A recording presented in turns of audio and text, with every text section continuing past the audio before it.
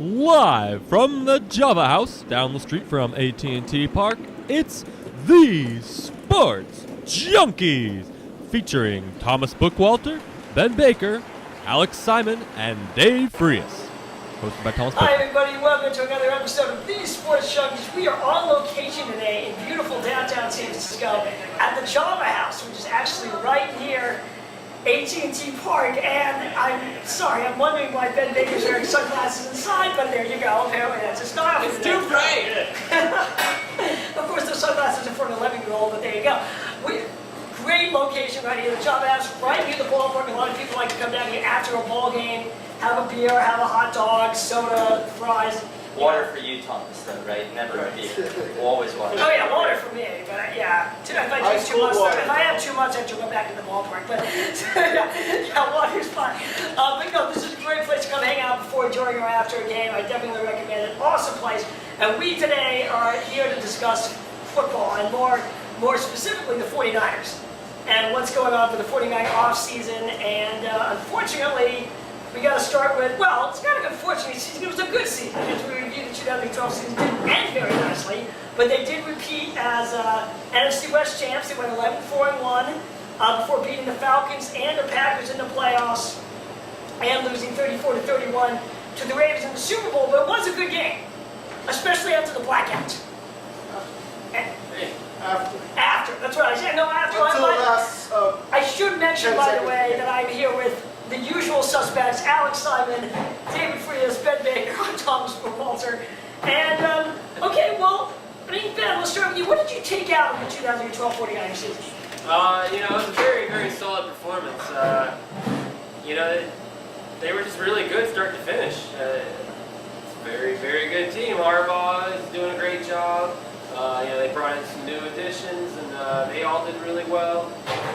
I don't know, it's a really solid team. It's hard to look for weaknesses in the year or point out, things that didn't work.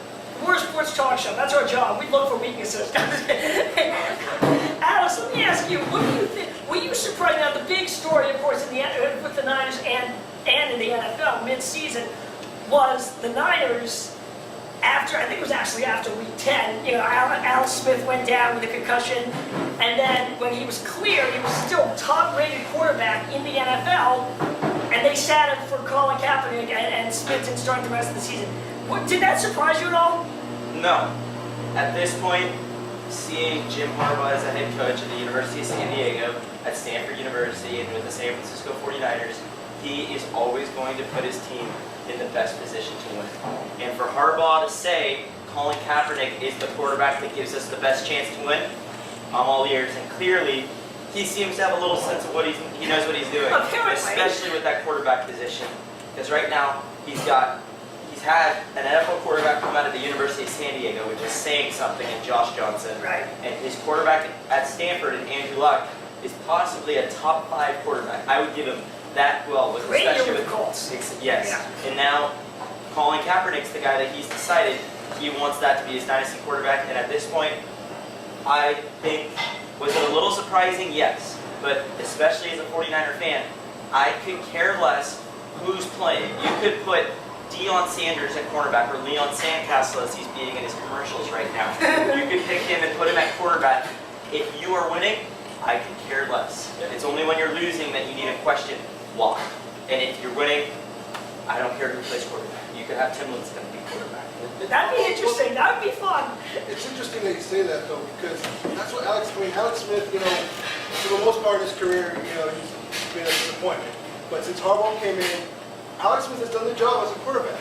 The Niners were winning when he got that concussion, and then suddenly Kaepernick comes in as a filling starter when Alex Smith is clear to play again. I can understand why, the disappointment, the fact that you didn't give Alex Smith another chance. And there was that game, remember, against the Rams, when it was pretty much because of Kaepernick's fumble that they lost the game. And that would have been, and then I believe they played Miami the next week. That would have been I thought that was the game where I thought Alex Smith was going to return. When he didn't return, then I knew that Harbaugh was sticking with Kaepernick for the rest of the year, and now, for the next few seasons. So I think all along he was looking at Kaepernick to come in, maybe out of respect, he had Alex Smith as a starter. As soon as any injury or any bad play, that were going to occur to Alex Smith, he he was going to put Kaepernick right in. So Kaepernick was in this this guy case, all it was an along. injury. Yeah, okay. Right. I do agree with you to some extent, but the thing about that is that, and you kind of elaborated at the end, is that Alex Smith, especially we saw it when he didn't have a set offense that worked for him, he has limits. And if you want to just, I'll use a hand scale, Alex Smith's potential only got him this high. And, you know, that's fine. And if you can win with that, awesome. But if you have a quarterback that can get here or even higher than that, which Colin Kaepernick, at least according to Jim Harbaugh, he is that type of quarterback. If Kaepernick is that much better, you can do that many more things with him.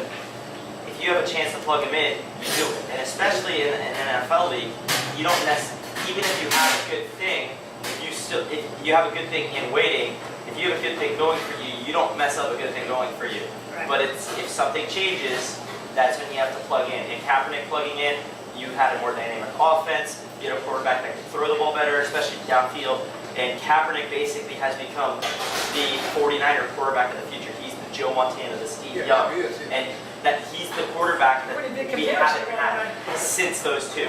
A quarterback that you look at him and you're saying, this guy's not going out of here unless we say so. Unless we trade him or we cut him or we say he's done. He's not going to leave in free agency. You're going to keep this guy for as long as humanly possible. It's obviously, just in his short career, in his second year, he has the athleticism and the intelligence already. That's greater than even, Well, I remember when, a couple of years ago when he was still with Nevada, they played Nevada play here, right over there at AT&T Park in the Craft by Upper Bowl.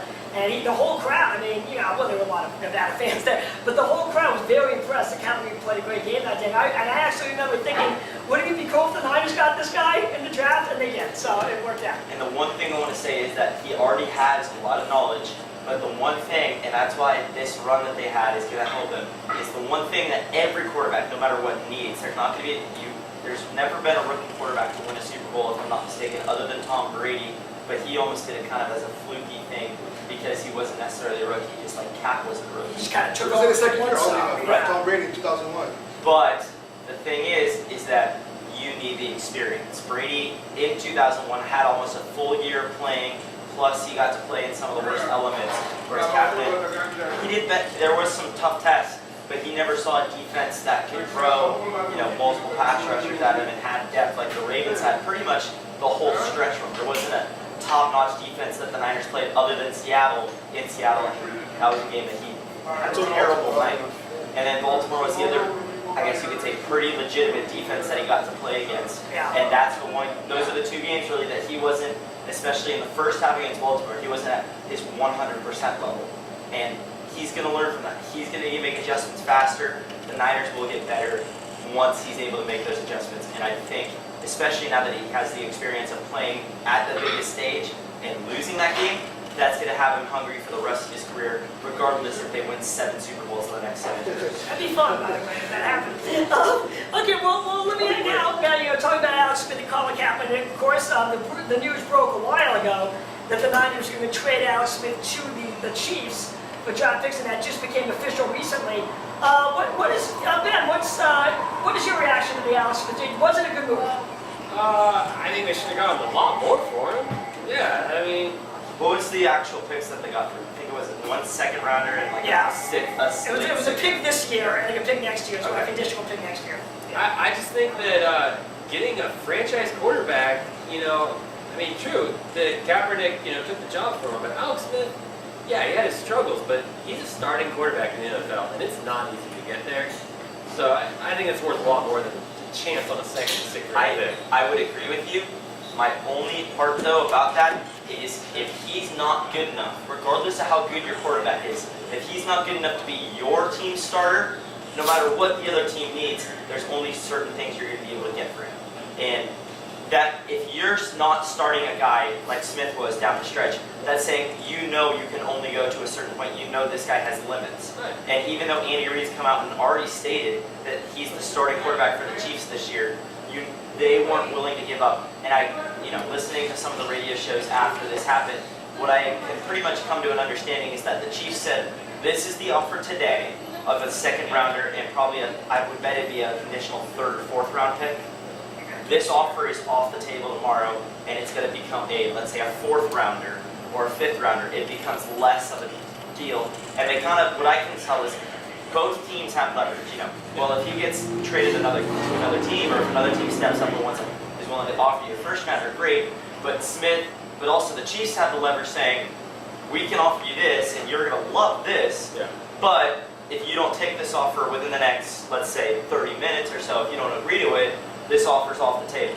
That's So ridiculous. it's- The 49ers don't let the Kansas City Chiefs boss them around. That's what it sounds like they did. Alex Smith, before Kaepernick got the job, he ended the year with like top 5 or 6 quarterback The rating. highest, I think, the quarterback rating. At the end of the season. Quarterback rating. But at the same time, because in this type of business, it's a cutthroat business, you don't necessarily want to lose an offer if you have a good enough offer. Not saying the Chiefs boss them around, because they're giving up a second-round pick and another pick next year that's a third or fourth is what I'm going to imagine. That's in the NFL, that's a big value. And now the Niners have 15 draft picks 15 this draft year, picks. getting that. Leverage right Well, there. and then to transition into our next topic, they've already used some of those to their advantage for this season and the future by using one of them to get Anquan Bolden. Let me, before That was good. The Bolden move was a steal as much as I think Yeah. Smith was Tom, me and you, we did the radio show at Sports Junkies. We pretty much ripped Alex Smith just like everyone else. Every We other did. fan. We demanded that you're released or just somehow just find another quarterback. Even Trent Dilfer was a better option at the time. But I gotta say that About that. I gotta say that Alex Smith has earned my respect. That he's at least a quarterback now. He has a lot to prove still now. He's gonna be the starting quarterback for Kansas City next year. It'll be fun to see how he works with Andy Reid. Yeah. And I wish him the best. I think it's a good move for Kansas City and for Alex Smith's career. Kaepernick's the future now with the 49ers. And Alex Smith, for his whole career, I'm looking for at least be an average quarterback. Yeah, we used to, bash Alex. Well, I'm doing quotations, but we did. When we used to bash Circle, Alex. just like another athlete from San Francisco, Embarcadero, very similar. Wow, which we will get into in another show, definitely. But no, I think for Alex Smith also is, even though we bashed him, you got to look at the fact that he was basically screwed the moment he got here, because one, it was a horrible organization at the time. It was not well run. I'm sorry, it wasn't. Yeah, and they got in. They didn't have any weapons for him, really any reliable weapons for him to throw to. Then he has a different head offensive coordinator the first 7 years of his career. How are you supposed to learn the playbook? It's changing every year. He went through 3 different head coaches, so he didn't really have the best environment to start a good career when he started out. I think, though, especially looking at Smith, his future in Kansas City is bright. Andy Reid is a very dynamic coach, and he's not, as bad as the Chiefs were this year, 2-14. They have talent. Jamal Charles and Peyton Hillis at running back. That's the type of system where you have a speed guy and a big power guy, and with a good quarterback that knows what to do. And then Wayne Bowe at wide receiver is one of the best receivers in the game. I'm slipping on the name of the tight end that they have right now. He's a very good tight end. They have some very good offensive skill weapons. Their only question is going to be their interior linemen and how are they going to handle it. They have pretty solid tackles on the outside. It's the interior linemen that have kind of been their weakness these past couple of years, and especially this year. So it's what are the Chiefs going to do in the draft to get those guys to help protect Alex? And to finish up on Alex Smith for 1 second, Dave, you were talking about his rating. He finished the season with a passer rating of 104.1. His quarterback rating was 70.1, both career highs. And speaking of that, I would like to thank Alex Smith for that, because it made me look a lot less idiotic for picking him in the fantasy draft, in our fantasy draft last year. So while he was still playing, thank you, Alex Smith. And his interception percentage went way down in the last 2 years as well. It'll be interesting to see it as well, how if he can continue that with the stats. I think that's the evolution of the quarterback partially as well. A lot of teams, especially you look at Robert Griffin III last year, he had 5 interceptions starting 15 games as a rookie. The new quarterback now, we see the opposite side where Andrew Luck was pass happy in Indianapolis, threw I think almost 20 interceptions, but they still won games. It's the way that a lot of quarterbacks are working. You're either a minimize your risk with, be a game manager like they used to call Alex Smith, even though people wouldn't say that with RG3. He kind of is that way. He's not going to take that big chance unless it's wide open. Or you're the risk taker like Andrew Luck is. You're going to be willing to throw a ball down. If you throw a pick, Okay, but that works in your system. If you're throwing the ball 40 yards downfield on 3rd and 20 and you get picked off, that's almost as good as a punt. You want to be able to hold on to the football and not get fumbles at the line of scrimmage, because that's where you get hurt, because now they're in attacking mode on offense. So I think that's just part of the evolution of the quarterback, is that you're either on one side or the other, and clearly the whole time Jim Harbaugh was here, Smith was on the less risk, the better side. And that's where we've kind of seen a lot of quarterbacks go. Even before Harbaugh was here. I mean, we saw it with Mike Singletary. It was constantly, we talked about this I talked about it all the time. 3rd and 18, okay, hand off to Mark.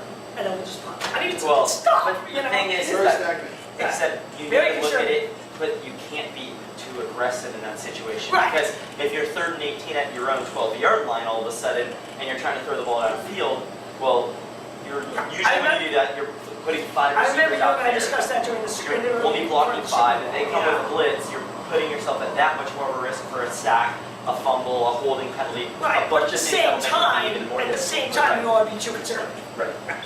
Okay, well, there's already, talking about the Alex Smith trade, there's been a flurry of 49 moves already. Niners have lost some players, they've gotten a couple players. Let's talk about first some of the guys they've acquired. Alex mentioned a few minutes ago, big weapon in wide receiver, Anquan Bolden from the Ravens. Yeah, I mean, it was Big brother trading to his little brother, yeah. I guess that was a counter move of the Niners because previous day the Seahawks acquired Actually, earlier in the same day, it was in the morning when the Seahawks traded for Harvin, and it was in the afternoon when the Niners finalized the deal for Bolden. I'm just surprised that why would Baltimore trade them? I mean, they're not the same conference, but I mean, it's just interesting. They were It's up in salary. So the thing was is that Bolden's contract for this season is $6 million. Now that's guaranteed money unless he agrees to a pay cut. Baltimore was hoping to clear up cap space, and usually when a team does that, that means they already have planned for that money. So they wanted to cut $2 million out of that $6 million and get him to agree to $4 million for the year. Bolden said, "You said I get paid this much. I want to get paid this much. I'm not taking a pay cut." So at that point, and this is where it's a great trade for Baltimore. You either release him and you keep that money, that you still have to pay him that money unless he gets signed by another team, and you still have to pay him a portion of it because some of it was guaranteed to Bolden, actually $4 million of it. Or if you do what they were able to do, if you can somehow get a team to trade for him, regardless of what you get back, you don't have to pay him a cent. And they got a draft pick.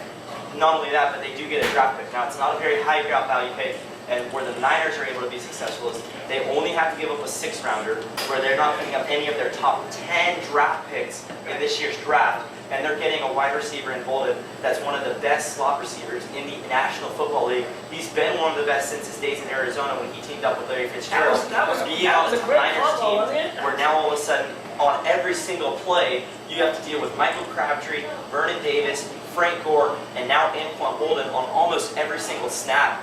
The Niners are a team that's deciding to be enough of a team that wants to build around, let's make it be difficult for a team to figure out how to game plan us. Because like we saw, especially in the NFC title game, the Niners last week had been, we're going to do everything with Colin Kaepernick, and he ran for almost 200 yards against the Packers.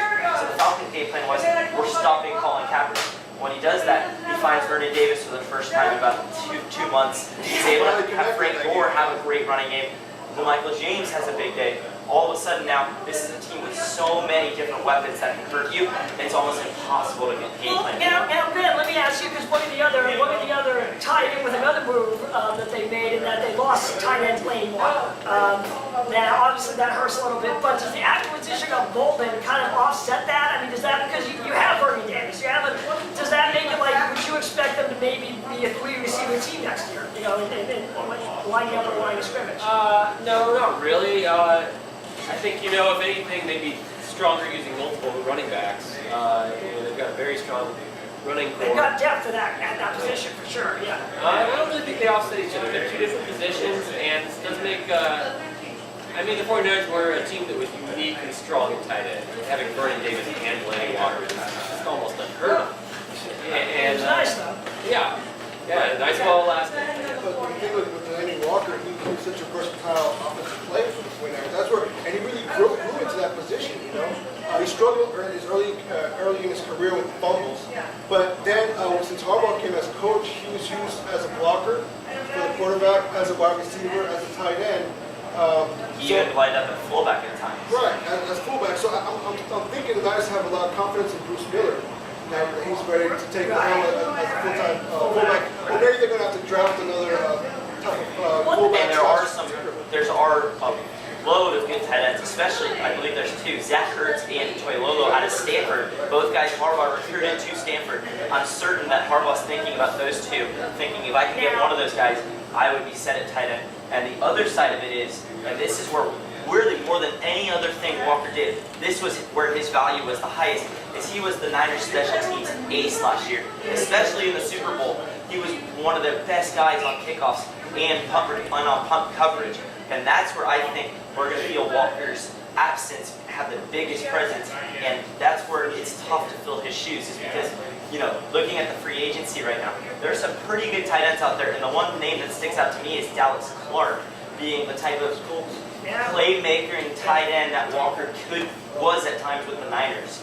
But he's not a special teams guy, and that's the type of fill-in that you need to find for Walker. So you need to find not only a guy that can do his tight end load, but also his special teams. How about Fred Davis? Davis, again, too much of a set tight end, and that's why it's going to be so difficult to figure out where you're getting Walker. And I think Walker agreeing with the Titans really is going to hurt him in terms of his value, because he's going to agree to a deal where he's going to want to be focused on tight ends, and I don't think the Titans are going to want to have the guy that they signed to a huge deal to play tight end be playing almost every single special team snap as well. Okay, well, let me ask Ben, would you expect that, based on what Alex was saying and getting Bolden, would you expect the Niners, if they're going to get a tight end, look at the draft, maybe sign a free agent? What do you think?